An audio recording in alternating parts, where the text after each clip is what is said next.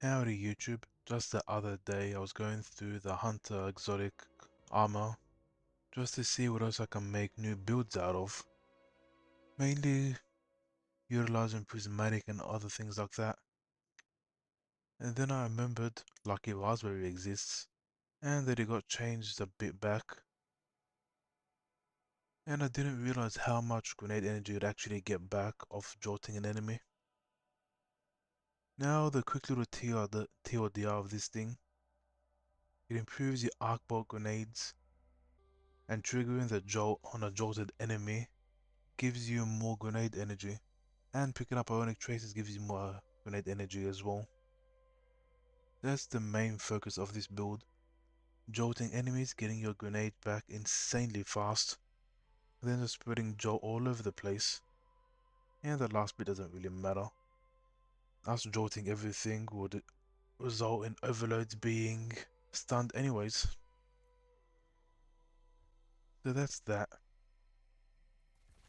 Yes, for this build, we have to use arc bolt grenades. We can't use anything else because it simply won't work with anything else. That just sucks a wee bit, but you gotta do what you gotta do, I guess. And yes, I decided to stick to pure arc rather than going prismatic, because once you do go prismatic, you lose access to your arc bolt grenade, and jolting enemies while in prismatic doesn't do anything for your grenade recharge. So that's why I opted for pure arc. And for the melee, just going disorienting blow. If you want to run combination blow, by all means, but at that point, you might as well stick to the other combination blow builds. And yeah, disorienting blow does have some utility, making you amplified when hitting an enemy with it, blinding any enemy with it as well. It's not too shabby. It does have kind of a long cooldown, but that can easily be bypassed by dodging. Super, Gathering Storm. You'll see in a clip later that they can get your grenade back pretty damn fast with Gathering Storm, because Gathering Storm itself jolts enemies and it triggers that jolt of enemies. So you can just stick a big beefy target with it, and then switch to add clear by spamming your grenades all over the place. As for our aspects, flow state. Defeating a jolted target makes you amplified, and when you are amplified, you can get dodge back faster, which is why we can spam Temper Strike if we absolutely need to jolt stuff, or if you just want more add clear. You just sprint a little, slide, melee, and then boom, everything in front of you is gonna get hit with the jolting lightning. So you can either use Temper Strike for some add clear and jolting enemies whenever you need jolt, or you can use disorienting blow whenever you want to blind an enemy. And then flow state would get you your dodge back faster.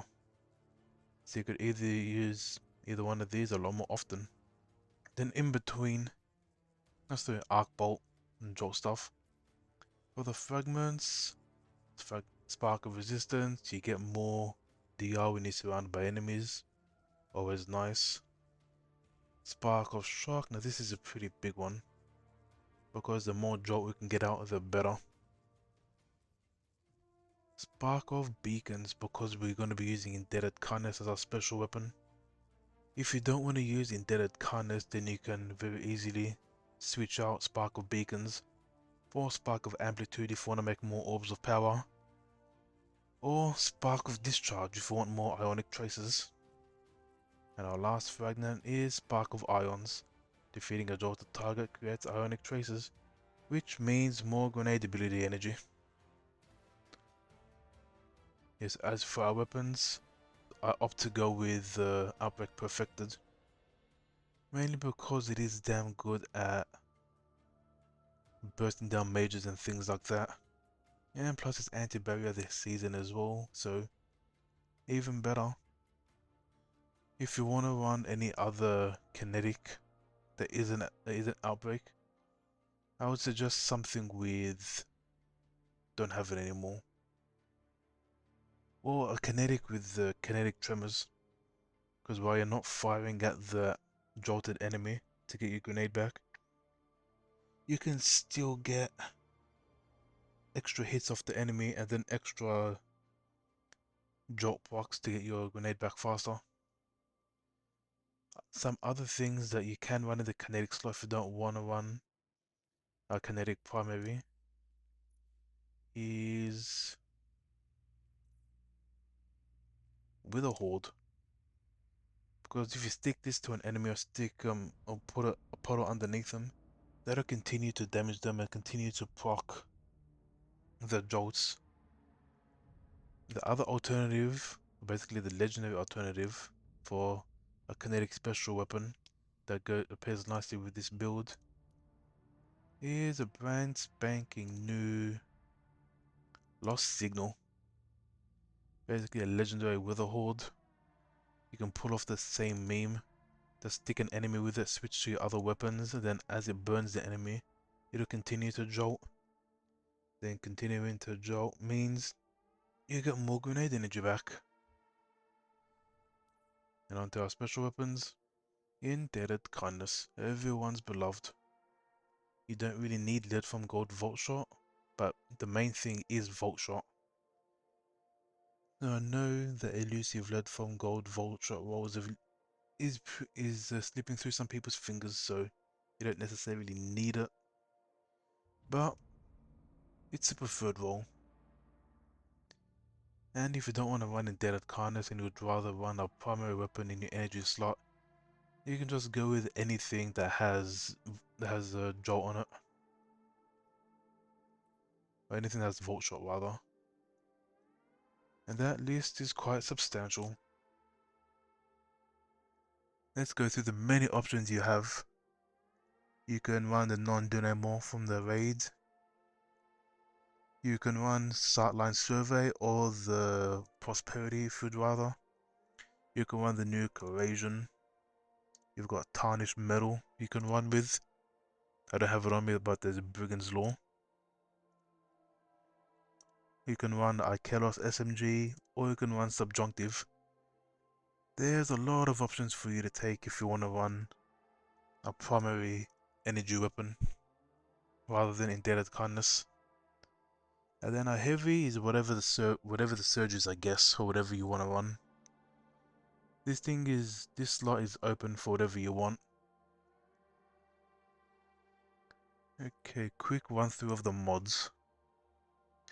We're going to be getting a lot of grenade kills, so ashes to assets. Nice to get our super back so we can spam that. Any siphon that matches your primary. If you need to run something that isn't kinetic, then you might have to shift around some of these mods.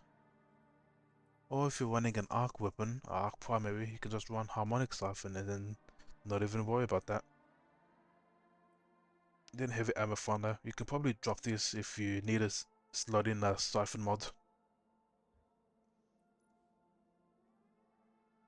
For our gloves, fastball, mainly because this was the last thing that I could slot. You don't really need fastball. Hey, it's nice if you want to absolutely throw a piss missile of a grenade downfield. Impact induction gives us grenade energy when we hit something with a powered melee, be that disorienting blow, or be that the temper strike. And then firepower for more orb generation. In our chest, just stock standard resists, nothing too fancy there. Our legs, some recuperation for survivability, and some innovation for more grenade energy. Yeah, to be fair, you can switch out innovation for another recuperation if you want more survivability. And then the scavenger should match your heavy weapon.